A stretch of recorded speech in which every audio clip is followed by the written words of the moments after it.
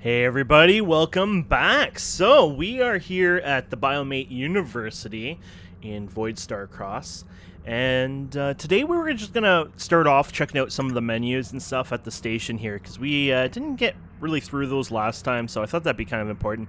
First of all, you got station details down here, which is pretty cool.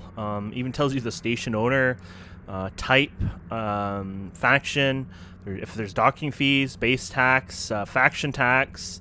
Market items, and ship items, university skills, mercenaries available, missions available, so that's pretty cool actually. So lots of details. Up here you can hit undock, or you can hit undock here obviously. You got the lounge. Now the lounge is a good place for news and information, so we talked about wormholes existing last time, and that was something newer from my understanding in the game. So one of the apparently news items that will pop up is they'll tell you roughly where a wormhole is, like if it's in a system and stuff like that, as far as I know. And so that's a cool little feature. Basically, if there's a huge supply or demand, I guess on market items, things will show up on here. Basically, random events kind of happen in here, and so sometimes it's key information to kind of go through here. Some of it's just fun and silly too, from my understanding. I don't know if any of it has any kind of effect, but some of it could also mean an effect, for maybe sector security and things like that. And as far as I know, sector security can actually go up, maybe even down. I'm pretty sure I've seen notices on that before, so that's pretty cool. Then you got your mercs. So in the lounge, you can hire pilots to come around with you, and they fly with you. They're actually very cheap in this game. I'm guessing the payroll's per hour, not per minute. If it was per minute, then it might be a little expensive. But yeah, I'm guessing they're per hour. So I mean that's a pretty fair price on these mercs, and so you can take them around. They can do different things, like some of them can mine and gather items for you. I believe those are like the pirate mercs or whatever. But the idea is they have different jobs and different functions and features they can do, which is really cool. So eventually we'll probably get into the mercs themselves and play around with them. You've got entertainment, which is a bonus, which I think it says fleet member. So if you buy them a whiskey, I guess, you get 2.5% moral bonus. And this is important because I guess there's like loyalty and stuff like that with the mercs themselves that you can build up. So you can go ahead and let them gamble for a bit too. So it's just entertainment basically you're purchasing, which is pretty cool. And so that's in the lounge itself. And then obviously you have the market system here, so you can buy and sell items here. If they're out of stock on an item, more than likely, especially since they carry them in here, they're selling them at 163.75. Now the downside is it doesn't show you, I think, what they would pay you for it. But you can see the base item 65.50. And my experience from what I've seen is the station is willing to pay at least double the price, then you're going to definitely make some sort of profit margin on it. So like I said, it's still, I wish it did show you exactly what they would pay for like just a singular item. Now if you send them, if you bring 50,000 of one type of item, the more you give them, the less it's valued, but you'd still get a pretty penny out of it, obviously. So now if we were to look for aluminum plates in another station that might manufacture them or whatever, this would definitely be something worthwhile. And from what I've seen, basically if a station carries certain items and they're kind of low on them, that's where it's worth, obviously, selling them to them. But you have to remember some of them are a little confusing too. I don't know if it's all of them or some of them, but it's the base price you have to go based on. And in my experience, it seems like if the items double the price, then you probably can make some money selling back to them. So that's the buy and sell anyways, and then of course you can filter them into the different sections as well. This is like your basic trade goods. So the trade goods tend to have a lot more quantities of them, and so you can see actually they have no sports items, textile, fabrics, wine. They also have a system that pops up sometimes, maybe not on this station but other stations, potentially, where they'll have bulk items that they're selling or wanting to buy, basically, and it's kind of like almost a mission. Basically, if you fill them in with a certain time, you get like a bonus out of it. But it didn't seem that worth or valued, but I'll look into that obviously in the future. I don't want to be like, judgmental on something I might not quite understand. And then you have usable items. I've never used usable items. Obviously, I want to eventually go through these and use them, but basically they're like this one. They take up lots of space, but worth it in a jam, plus 50 to life support. So an item like this apparently uses a lot of space. What's the space usage here? 14 point something. That doesn't sound like a lot of space, but anyways, the idea is this will take up space, and you use this, and I guess it's like an emergency item, basically, used so you can get extra life support so you don't end up dying in space. Here's a generic construction platform.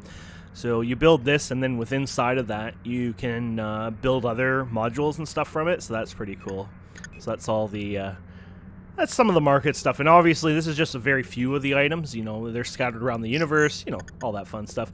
And then the refinery, the last time we actually used the refinery here. So you can do this, automatically export items when it's done. So when you activate it, obviously it's going to go ahead and, chew down the items. From my experience, from what I've seen, it's always usually worth breaking them down. Not only that, you're kind of lowering the weight on them for some of the materials, so they're not so heavy, and then you can transport them. So you might be able to do multiple cargo loads of ore, then put them in here, and then you can take those items and trade them to, say, another station that might offer you a better price on them, basically. So that's a big deal, obviously. So once these are done now, because we've checked this out, it'll automatically go in here. It tells you about the cycle times, and there's bonuses and things like that. And also on top of that, the cycle times now are in batches, I guess. So before, the idea is that the faster you spread this, the faster this would go boo, boo, boo. It was like DDoSing, I guess, probably the game or whatever. Probably wasn't the best way of doing it, so he's changed it. So now what happens is the faster you do it, the bigger batches it does it in, basically. So I guess right now it's doing, it has a cost of, right now it's one item per cycle, yeah. And it has a cost as well you can reduce, so it costs money to actually process these. So when that gets down over time, then obviously that'll be great too. So yeah, so that's your refinery. And then you got your garage, obviously. We've already been through this, so it has your information here. Lots of good info on it. And there you go. So you can say disable. So all your items are being transported from the refinery, so it's into your station storage now. So awesome. So yeah, we've looked in this interface, we played with it, shows some good information here. I think we've kind of understand the basics, and of course you got the life support options here that we had filled in the 2 items, and then you got the custom options here where we went a little silly with our colors and stuff like that. Though my silliness might have been a little too much on the colors. It's kind of fun. You can just do the silly colors on this. Well, what color are we gonna go? We're going to go red today. There you go. We'll go red. Bright red? Let's do like a darker red like that. There you go. That's awesome looking.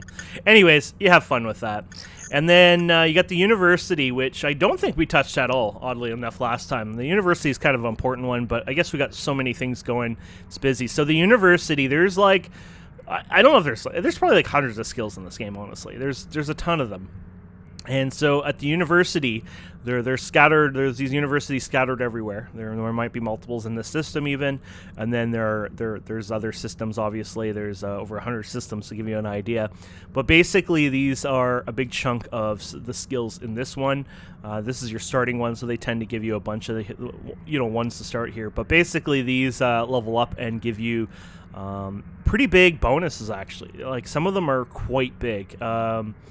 So let's look at this one, ship thruster system here. So the ship thruster system here will give you a 10% thruster, max thruster upgrade for just 1 skill level. 10% to shields, this one's 10% to maximum energy. This one's 10% to energy regen. This one is, I like this one, ship cargo stacker. This is really cool. This ship's, blah, blah, blah, skills are trained 2. Cargo stacker will give the pilot ability to modify their internal. So this will actually increase our ship's cargo. And it's funny because I don't believe this one was even in the station before. Oh, no, this is a different one. This is a ship cargo. Skill requires, so it requires something unqualified. Why are we unqualified? The ship cargo stacker requires that you have a previous trained ship mass engineering. Okay, So do we have ship mass engineering? No, I don't think so. So now we would have to actually look for a ship mass. No, we don't. I guess it has a tip in here about the mass. So we actually have to, you know, go and find, oh, this requires the ship mass. It says in the description. So now we'd have to find another station that has ship mass to be able to unlock this one, which is really cool. And I think even in the campaign, I could be wrong, that this is procedurally generated as well. So your skills might not equal up to all the same skills here, which is pretty cool. So you got utility. This is to requires escort operation, blah, blah, blah. So this lets you use different ships, basically. Ship operations, things like that. So let's say structure build. So I'm going to just look at ones I can train. Ship energy systems. That's always a good thing to just train up. So let's train that. So it's going to cost 7 skill points, and it costs credits as well. And it has a time as well, so 55 seconds. And it's double the speed on a station. So here it's telling you. So you get twice as fast on the station. So I don't know if the 55 was actually on the station. It might be. Or it might not be. I don't know. Maybe it goes twice as slow out space. I'm not sure how that is read out. But obviously it's a nice fast, you know, speed. So you got minor operation. We already have that. Projectile. Oh, here's one. Max mission contracts. This is a really nice one. So right now, missions, basically, you can only have one at a time. Well, if you train this, we can have 2 missions at a time. You train it again, you can have 3, things like that. So there's a lot of cool things. You got drone support, escort ship, fleet commander, seeing if there's anything. Laser basic operation. This one's good. This is for laser weapons. Yeah, I think I would like this one. I think I would rather go with lasers. Now, laser weapons I don't think are the best. They're good for fast-moving ships, things like that. But the reason I like the idea of lasers is because there's no ammo to them. So for starting out, at least, they're probably a good item for you to have. But they will be a little less underpowered as well, so keep that in mind. So let's go with, you know what? Let's go with this again. Yeah, I think it's worth it. Anything energy-wise is always worth it, especially if I'm going to go with laser weapons. That uses energy. If you're using miners, that's using energy. So obviously, going through that, it's probably going to help a lot. So I think that's a good one to go for now. And I'll probably save them because there might be better skills when you go to another station, things like that. You know, like that one I would like to train, the mass there. These are beam weapons. So anyways, so that's your skill system. And yeah, it goes quite far there, basically, over time, which is pretty cool. So let's check out what else we have. So we did university. You got storage. So here's our storage. They even have little folders you can make. So you can refine. You can type in, for example, and hit save. And then you can click here, and let's just take all our refined material that we have, and we'll throw it in here. And then it's kind of a storage folder, and you can just go, you know, back and forth. Actually, I don't know actually how to do the back and forth part, to be fair. Home, there you go. I guess this is like a folder layout. So there's probably subfolders too. Oh, okay, yeah, so you can have a subfolder and go through there. And I think if you delete one, you can, how do you delete one? That's a good question, actually.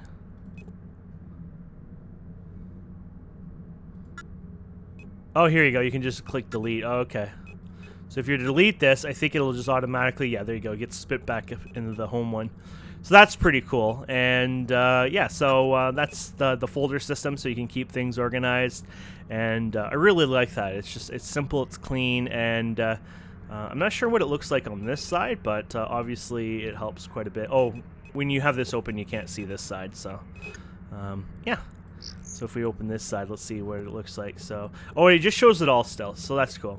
So he's using like sort of like a virtual like filtering system rather than actually mess with it, which is probably a good thing because you probably have less chance of dupes and bugs and things like that to happen, honestly.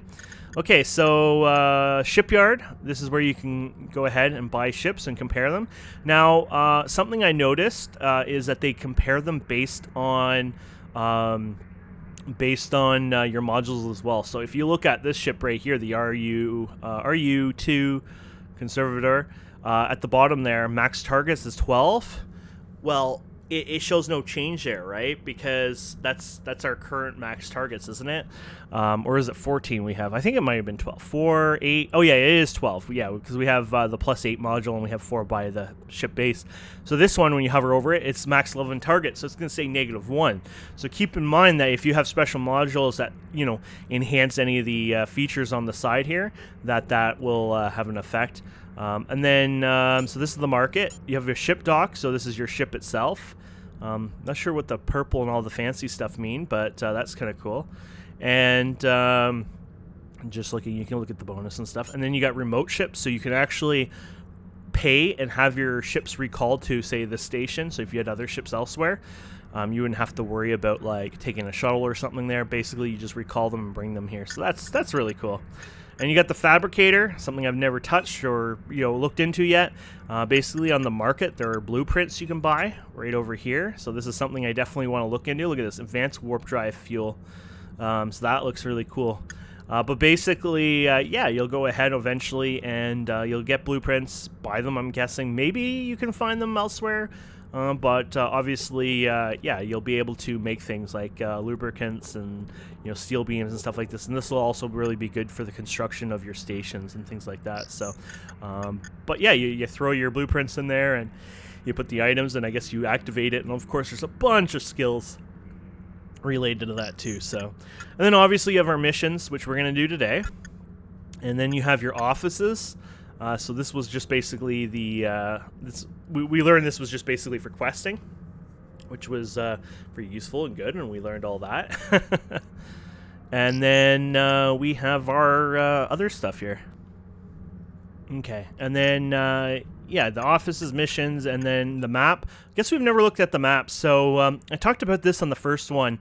I think when we were creating our character, but basically you start in this, it's more neutral, but I guess it really isn't, because I'm guessing whatever faction you start off as is whoever owns this system, is my guess.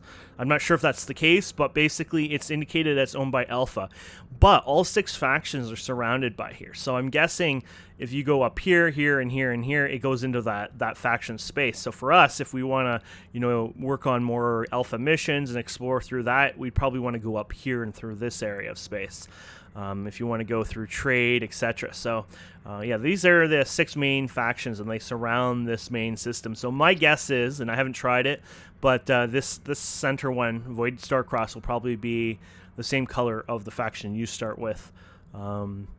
Which, heck, that's pretty neat. I like that. That's really cool. So, and you got lots of filters up here and functions. I'm not going to go through all that, but obviously really cool. And then to quickly continue this, over here, obviously, we have our pilot details. So you got levels, your skill points here. So when you're doing missions, for example, if you get EXP and then you level up, you also get skill points. And when you do missions, you also get skill points. So, and then achievements themselves will give you the medals here, they call them, will also give you some skill points. You got your faction information. So we have Alpha and Science so far, a bit of added in there. And the more you work and explore and work with other factions, the more will show up in here. Missions, obviously we have none on us right now, like taking the medals here. There's even a sync button, so for some reason, let's be honest, let's say you pirated the game. Why not, right? You didn't have money, you pirated the game, and you decided, life is treating you fair, and you were able to purchase the game. Well, this ability would let you sync your profile to Steam or GOG and get those achievements synced up. So that's a use for it. And maybe sometimes they act up. In fact, I use Steam, and for some reason the first Raider Destroyed one never actually did sync up when I was testing. And so when I clicked this, because I was just like wondering what the heck this button is, it synced it up and it popped up in the bottom right. I was like, what? I was like confused at first, and then I realized what it is. So it's a really nice function anyways. Assets, it shows you all your assets, and you can actually look inside all your assets as well, so the folders don't get affected here. And really nice to kind of find your assets around the universe. They're also in the map. I'll show you again here in a second. You got your stats, which show you all your different stats of like what kind of ores you mine, things like that. I love stat pages. Like, stat pages are my favorite things ever. The more stats, the better. I don't know. It's just something I've always liked, and I like to see it there.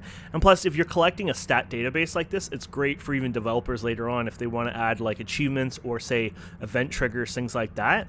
This is a nice table for a developer to work with. It's like, okay, if the player has gone through 200 warp gates or something, or explored 50 sectors or something like that, maybe start the event where the wormholes start up or something like that. I'm not saying that's how it's coded, obviously, but my point is that's kind of like why stats are actually really worth keeping. A lot of people, don't realize this, but a lot of games keep stats even in the background of a lot of games, and you don't, even if they don't display in the game, because they're used for certain things in the background, like background simulation, things like that. They're event systems, etc. Here's your fleet. This is where you hire the mercs and everything. And passkeys, from my understanding, there's some gates you cannot pass through, and you have to purchase a passkey. Now, I don't know if it's just simply like passkey. Maybe there's other unlocks or features or things you have to do, but obviously we'll find out over time, right? And so that's that one. Then you got your ship overview panel. This is a very nice ship overview panel. Gives you a lot of information here, kind of like our other one, but you can kind of see it all at once. It's a little bigger, easier to see. The only recommendation, if a developer was watching this, is these unfortunately are not hoverable, your modules. So you're unable to see what your modules are right now. So that kind of is a bit of a downer, just because you can't see them. Then you got your life support here, so you can see this. Actually, I would say that life support also fails from that hover interaction in both this menu and both in the garage itself. So if you go in here, you cannot hover over these.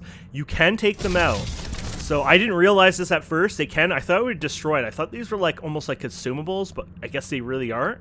They're just like an item buff, like a module, but you can pull them out and pull them back in. So if you need to look at it, you can actually do that. It's just that it is a different way, obviously, to do it. And then toggle afterburner on and off. You can toggle your mission HUD. The mission HUD is one of the few, well, not few, there's quite a few interfaces, but these side panel interfaces that can be adjusted and moved out, and then you can, do this. Now, I don't think there's a hotkey for it, and I tried looking for it, and I could be wrong. It might be something I should put a suggestion in, but I thought, okay, I would prefer just having a hotkey for this, right? Let's say J. Okay, J is used for this. But something like that, right? Or L, or... Okay, I'd have to find a hotkey. But the idea is it'd be cool to have a hotkey where I can toggle this on and off. Because the reason I would do this is I probably would just keep it open like this all the time. And then just read it through there. Now, I haven't checked here. I've never used this panel on a mission. So this might actually indicate it really well, too. I'll have to try. But either way. For now, I keep it here because... I'm too bad at clicking the icon down here, and I watched the Jace play the game, and I actually noticed he's a very big clicker, where I do try to find more shortcuts, and it's kind of funny because I used to be more of a clicker in games, especially in Eve, but as I get older, I'm trying to use more shortcuts. I don't understand that. Maybe I'm just getting old, or... it seems like younger kids usually use shortcuts, but it's just, for me, it seems the opposite. I don't know. And then you have your journal. This journal is amazing. So you got your logs. You can, this basically tells you your latest notifications. Now, I don't know. I have a log file. Let me check my logs here. Well, actually, it'll be small, right? Because we're new to the game, right? But I don't know if I don't know if it expands at all or not, like through the text, or if it cuts off as well. But this does... you don't have multiple pages. You can't search through this like forever and ever. So you could easily, unfortunately, miss some information. So, for example, bounties here. I kind of actually would love to see the bounties, or the, when you destroy the target or whatever and recover the loot. I would love to see that on its own, just because it's kind of a nice one to see, how much you got for your recent kills or things like that. But you got all these different logs, which is really cool, mission contracts, and I really love logging. I love it in games. I wish more games would do it. Companies sometimes don't, obviously, because they don't want people to see too much. You got your station data, and this is based on, I don't know if it's based on when you log on or based on when you dock or what. So let's open this, and then let's see if it's updated or not. So I'm not sure if it's based on that or when you've landed. Okay, so it might be based on when you've docked since. Where are we? Here we go. Wow, we are... Hey, buddy, let's go back. He really was getting away from there. He's like, I hate this place. I'm never going back. He's a bit slow on his turns, as you can see.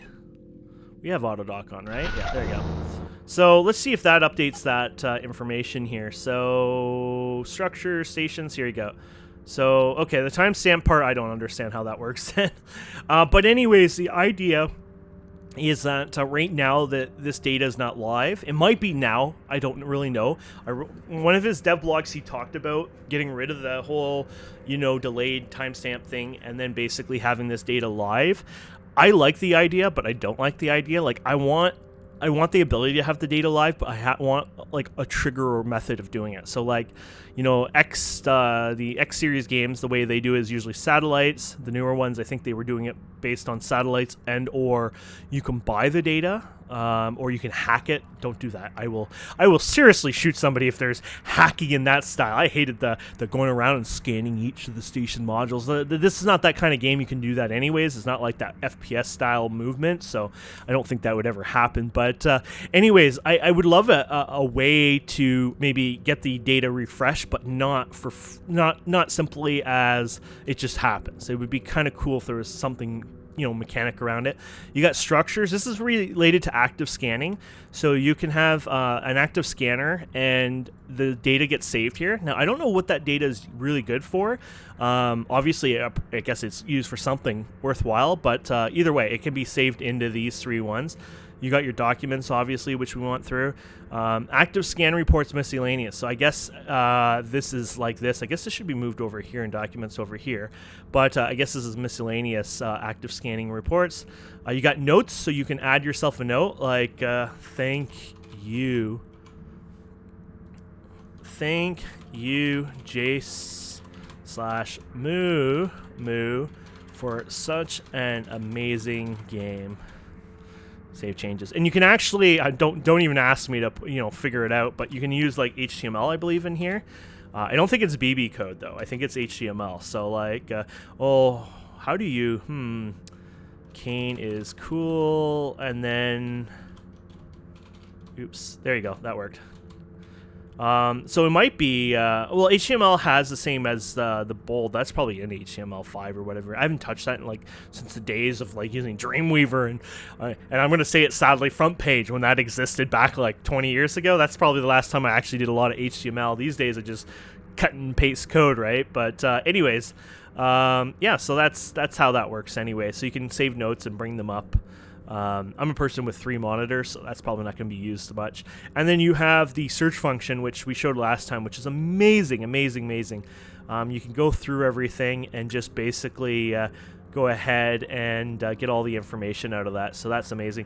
Honestly, this episode went so long. I think what I'm going to do is talk a bit more about the interface, and that's it. That's it for this episode. And I know that sucks, but basically, I didn't realize I'd be this long going through the whole interface. So, oh yeah, I was going to show you something in the solar system. So we can hit the map here, right? And so I said there was filter, so you can do security color, so security level. So green obviously is good. When you hover over a system at the right side, it actually shows you the life support. So you have, I guess, I don't know if they're all the same number. It looks like they might be. So there's 4 things: luminous flux, hydrosphere density, extreme temperature, and biotoxicity that has an effect on your life support. And it tells you the stations that are in there. It tells you the warp gates, and then it tells you sector stats, so like environment, energy, population, habitation, farming, economy, production, defense. So that's actually really cool, all the information you get. And I'm guessing most of these are roughly the same because as far as I know, they're supposed to be that. These guys might be better, though, for defense. Yeah, 35. I'm guessing that's... Oh, these guys... Well, this is your home one, right? I'm guessing the reason that is because they're the law. So they probably are more aggressive on that. So you have the security. You can have the environment. So I guess this is good to see bad environments. I didn't even think of trying that. Missions. And no missions yet. You got assets. This is the one I was telling you about. So the assets themselves would light up And that way you know, oh crap, I have assets in that system and this system. It's kind of like EVE Online, the map system there. You got unexplored, so anything purple. Now, I think it's not just, I don't know if it has different colors, because it might be if you haven't scanned everything as well. And there's a bookmark system as well, so you can add bookmarks in the game. And I believe the bookmarks are up here. Add GPS bookmark, here you go. So that's where you do it. That's pretty cool. So yeah, we kind of went through every little thing in the game on that one, right? I guess we can undock quickly and we can just check out some of this interface out here. So obviously in space, you have pretty much the same stuff over here. So nothing really different here. Once again, you can go through all these panels, by the way, and hover over them. And then you have your weapons on and off, so you can toggle them on and off. And I think this little thing here basically means like the target's on there. I'm not sure if there's target locking or it's just telling you which target's on. But, and then down here, this is energy. It will show weapon and the ammo count down here. You have open all panels, close all panels. So under the back bracket or back slash underneath your backspace, you can use that to do the same thing, which is on and off. But you can do it through this menu as well. I like them all open though. You got your stats panel here. So this is basically to toggle all the individual ones. If you like to do things by clicking, which is very, very good. This is a very disability friendly game, honestly, when it comes to those kind of functions for people who might not be able to use the keyboard well. And then you have all your modules on. So I said you can use Control Z and Control X to turn them off. You have all modules locked target. I think there's keys on this too, but I don't know them. And yeah, so this is kind of like a little extra bar here that, you know, if you don't want to use your keys for, you can use that. And then on the side here, we have autopilot. So basically, autopilot kind of automatically turns on anyway. So if we go down to this target over here and double click it, autopilot automatically activates. The things that don't automatically activate is auto dock.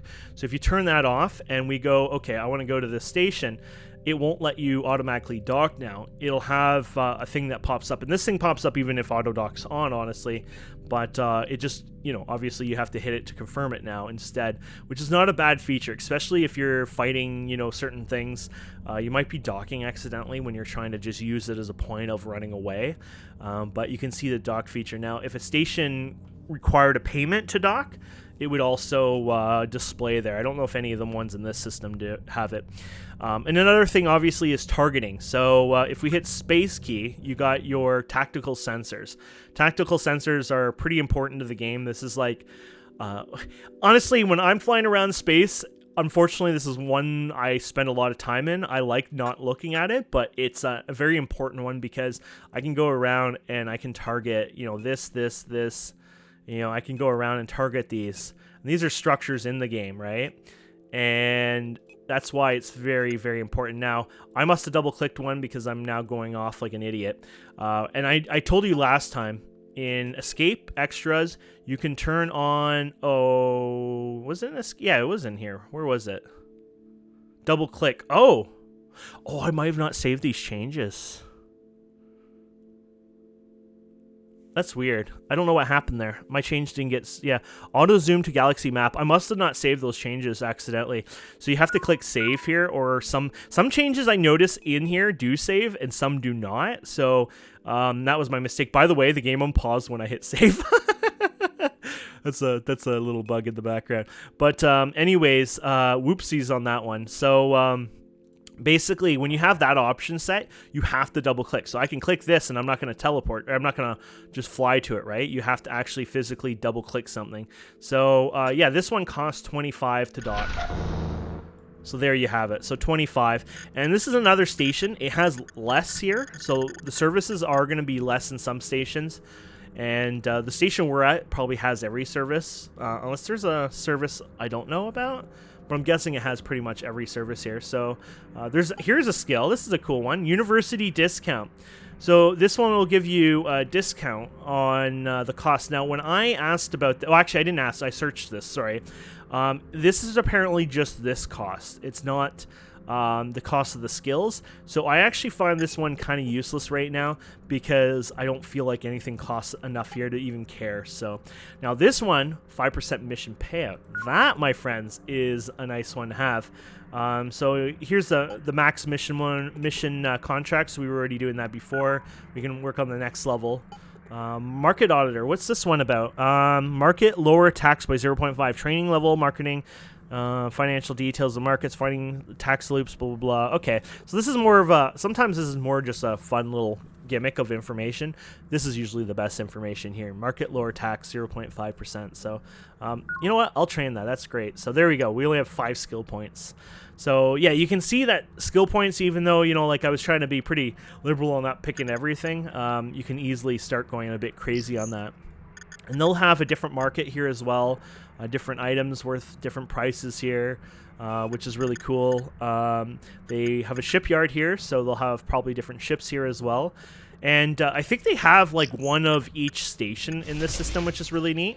So the idea of this system is basically they got one of each of the stations, I think, so you can, you know, buy the pirate ships here, things like that. They won't have everything, obviously, but it's kind of a hub. So basically, you hit these X's when they're this size to close the targeting. And then when they're small, then there they are. The targeting is something I would like to see slightly more revamped. I'm not a fan of how it works. I'm okay with it. I'm just saying I just don't find it always to be the best, you know, thing out there. You can hide this, and can I drag this down? Oh, you can. Oh, I did not realize this had an effect on this, so I might leave this open more. That already just made my life better. But anyways, and then if you want to, you can hit the X on here, and this just removes them completely. So you would have to rescan those, which I don't know if you can tell which ones have and haven't been scanned, because once you've scanned them once, they still save the data. So you're gonna probably have to, yeah, I guess you just have to guess. So I don't know which one I took out. I mean, all the names are there if you want to follow that, but I'll just go ahead and scan them again. There you go. And when you're in the tactical panel, by the way, up here, you can toggle different things off. So actually, the grid might be a good one to turn off because I don't need that. You can turn off different things. So this is toggle turret view. I believe this is for your guns itself. So there's is that the target? No, that's something else, I guess. There's toggle stations. Oh, okay. Oh, what is this? No, the stations are still there. It just, what is it untoggling, I wonder? Oh, their names. Okay. You can untoggle resources. So these are the, I guess, your sensors that pick up, like the names and things of stuff. So they're still physically there. It's just removing the overlays on that. So, yeah, you can clean that up and stuff like that, obviously. So that's pretty cool. And yeah, so that's your tactical. And yeah, you can do the passive. We already showed that last time, but we'll do it again. So we have auto passive on. You can go ahead and tell this to, you know, target different things.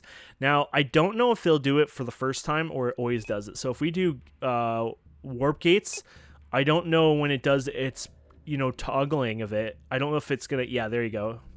And just picked up a warp gate. So this is not really the best feature ever. I mean, it's good if you have lots of targets because you could just say, okay, when I'm flying around into new systems, automatically grab, you know, maybe the warp things. And it even might be, you know, range, or maybe I was targeting that. I'm not sure, to be fair. But anyways, I do find that that the passive is just better to set it on what I've done. So basically raiders and crates, loot crates. And then that way I do things manually through the tactical. Oh, there's a little thing here I missed over here. So you'll miss things. You can run around and check what's missing. I don't think these billboards or something you can click. No, thankfully. There's too much. There's a lot happening in this system. It's just a very crowded system, so obviously there's a lot happening here. I would actually love it if the system was a little spread out. I actually find the system's a bit small, and I think that developer did that obviously so, you know, people weren't spending 6 hours traveling from one side of a system to another, obviously. But because there is the ability to do turbo mode, which you can use the brackets there beside your P key, you can increase it by 3 times, 1x, or down to 0. And if you go to your escape miscellaneous, you can kind of fine tune it as well. But usually when you're traveling, you might put it to 3x, and then when you're just you know, doing whatever, you'll bring it back down. But yeah, that's your tactical stuff.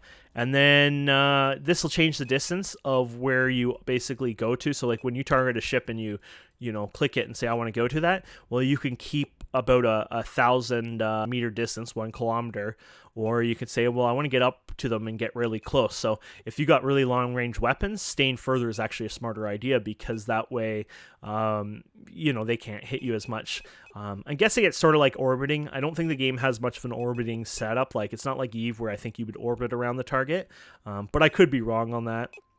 You got auto warp. Basically, that just means that you'll automatically go through gates, and you don't have to, go up to the gate, and it'll be asked. So if we go to this gate, it will go ahead and ask us for that. And then just like the auto dock, basically. And auto target, I actually don't know what auto target means, to be fair.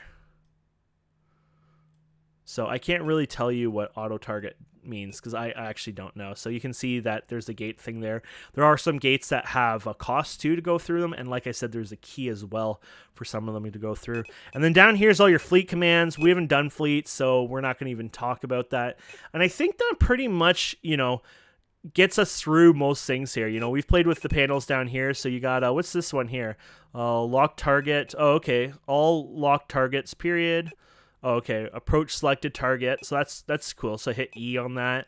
Unlock selected target. Clear all lock targets. Oh, that's a nice one. So you can hit H and just unlock all targets. That's cool.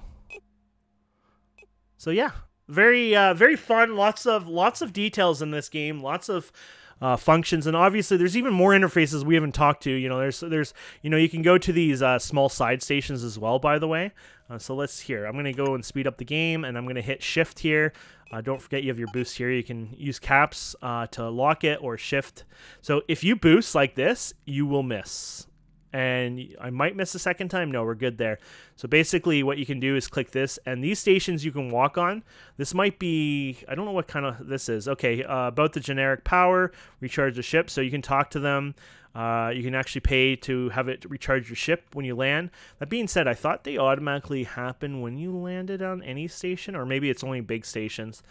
These are like small little stations, basically, and this will be something like you'll build later on yourself. And some of these you can go on, and they offer you different services and things like that, so that's pretty cool.